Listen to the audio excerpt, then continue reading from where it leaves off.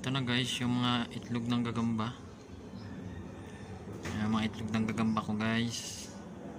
Papakawalan ko sila sa sa palayan. Marami silang pwedeng tapuan. Ayan guys. Na sila, mapipisa na sila. Meron na lumalakad-lakad kanina isa, napakalit. Sabihin na pag binuksan ko pa yung ito pinaka na to yan. Yan, yung itlog na yan, yung kulay nagiitim-itim na, may mga gagamba na sa loob yan. May mga maliliit na gagamba sa loob. Unti-unti na yan sila lalabas. Merong bagong labas na itlog. Tapos ayun, malapit na rin yun. Malapit na rin tong isang tayan. Nakakawalan ko sila doon sa kung saan namin sila kinuha para lumaki sila at saka pag manguha uli kami, makukuha uli namin sila pag malalaki na sila.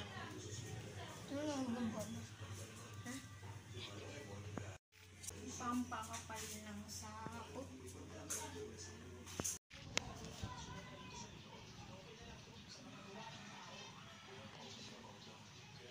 Guys, papainumin namin sila ng gagamba. What? Ay, papainumin namin sila guys ng gatas. Huwag mo inapit-napit.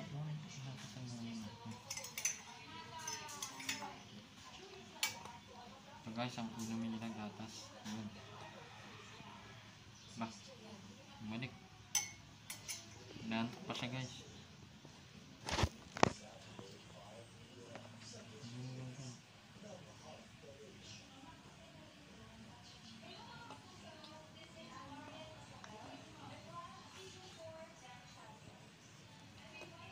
Guys, painumin ko siya ng gatas na Bear Brand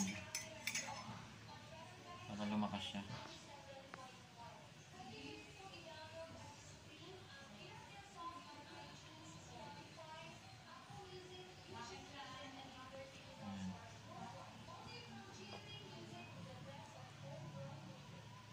Ayan.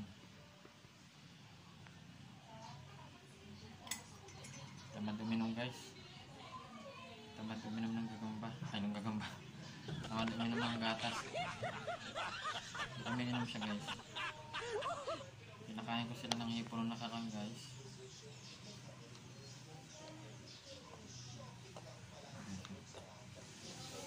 Yung gatas kasi pampakapal ng sapot. Pampakapal ng sapot ng mga kagagamba word. Pampakapal ng sapot ang gatas. Malit pa lang ako guys, ganito ang ginagawa ko sa gagamba. Lalo na pag ilalaban. Pinapainom ko ng gatas. Okay. Papakainin ng hipon. Tapos papainumin ng hamog. Papakainin ng tutubi. Papakainin ng gatas. Yan. Papakainin ng gatas. Yan.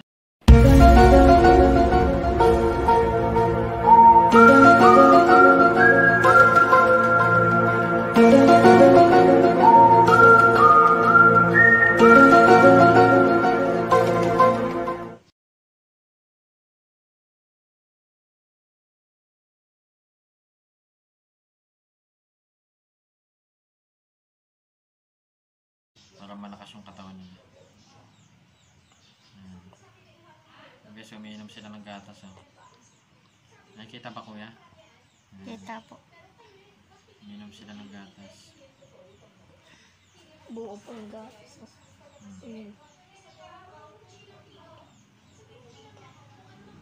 Buwapal pala na sapot. Pampakapal ng sapot.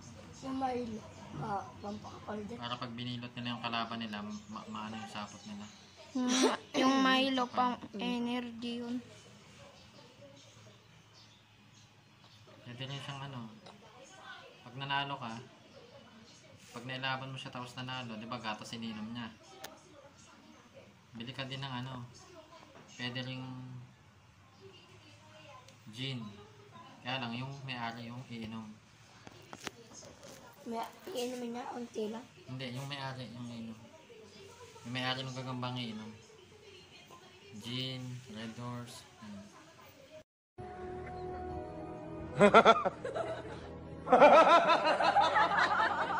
What?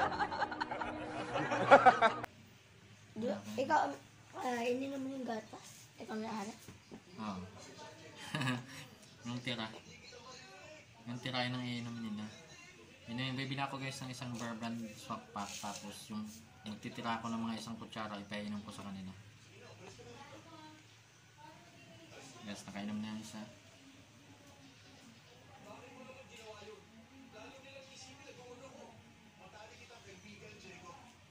Ganun lang guys, pag gusto nyo kumapal yung sapot ng gagamba nyo, painumin nyo ng gatas.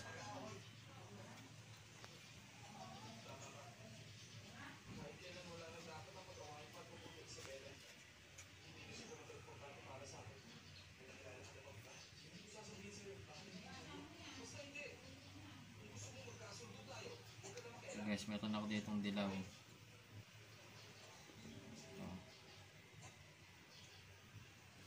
Mga Tagalog lang to guys, mga Tagalog lang yung gagamba namin dito sa ano, Antipolo.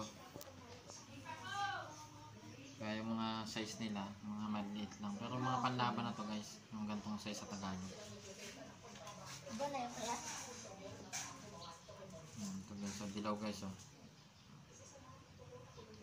Condition na siya guys, kaya makapit. Ayan. Ito naman ang pailamin ko ng gatas.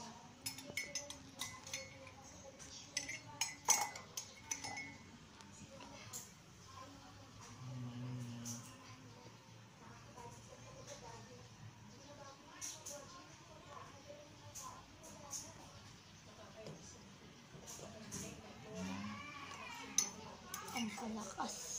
Inom na baby, inom na baby. Baby, inom na gatas. Ayan.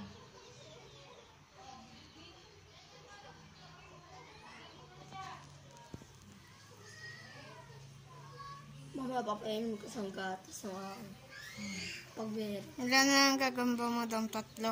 Isa na lang. Papahuli nga kay Kuya ng Mabait 5. namatay. Kuya papahuli ako ng 5. Namatay? Ha? Namatay Hindi ako. namatay. Yung gagamba niya. Papahuli ako. Ito yung pinakamalaking gagamba ko guys sa Tagalog guys. Yung ditala. Yan. Yung mga ditalang gagamba guys, napakabihira niyan. Napakabihira makakuha ng ditalang gagamba. Yan, may itim sa likod. Yan. Yan ang pinakamalaki kong gagamba ngayon. Na Tagalog pati yun. Yung tinigri na yun, medyo maano na. Malaki siya pero parang matanda na, mahina yung ano, mahina na yung galaw niya.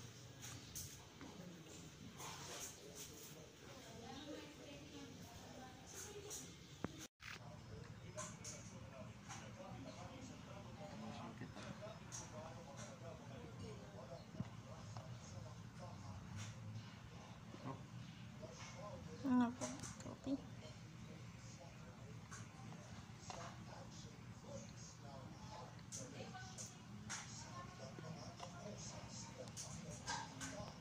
Yung gagamba kasi natala oh. Yan, tala.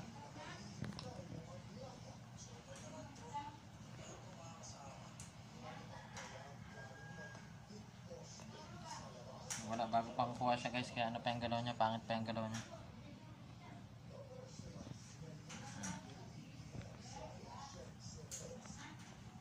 Bira lang makakita. Mga tunay lang yung nakita minsan.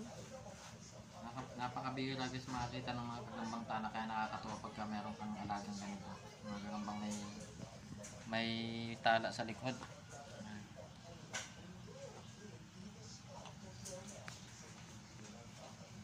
Ano ko rin siya guys ang gatas. Pa.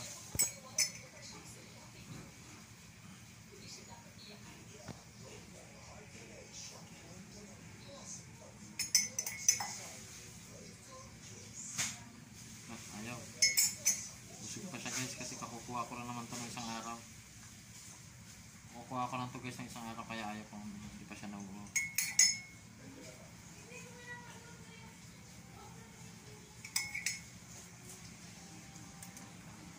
Ito nasira na isa na lang.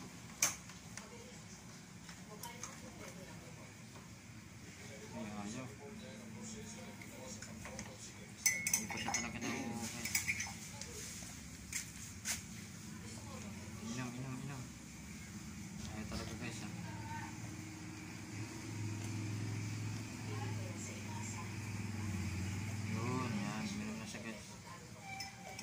Nahiya lang pala siya guys kanina kasi may camera eh.